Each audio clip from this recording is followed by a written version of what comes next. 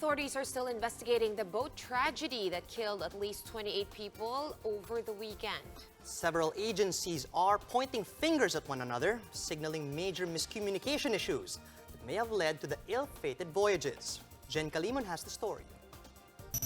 You might be wondering why the vessels that capsized along the Iloilo-Guimaras Strait were allowed to sail in the first place, despite the bad weather. It seems there was a misunderstanding between several government agencies. The Philippine Coast Guard in Region 6 said they allowed small boats to ferry on Saturday, since there wasn't any alert that was issued about the rough sea conditions. We are guided with this protocol on allowing and suspending voyages. But PAGASA is refuting this. The State Weather Bureau says it issued gale warning alerts twice on Saturday. The first one at 11 a.m. and the second at 5 p.m. Recall that the two of the three boats capsized at around noon, while the third one sank later in the afternoon. However, both agencies agree that the boats sailed in good weather condition for most part of the trip, but they encountered squalls or sudden strong gusts of wind in the middle of their journey.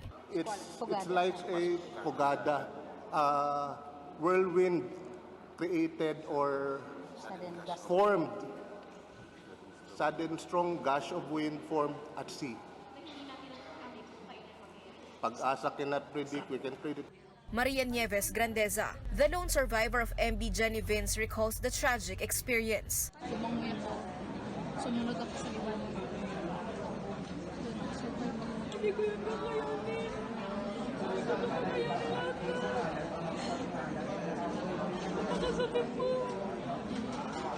Grandeza lost her husband, 3-year-old son, and 7 other relatives. Authorities are now planning to investigate boat operators too, after they found out that some of the deceased and missing passengers were not listed on the manifesto. They're also thinking of looking into the designs of boats that ply the Iloilo-Guimaras Strait. The design of our motorboats, the trapal, is it really vulnerable to future squalls?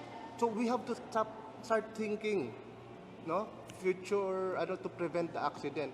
Kasi ito, I'm not an expert on boat design, but others are saying those trapal kasi helps hindi siya totally enclosed. It helps the wind to go inside and push the boat.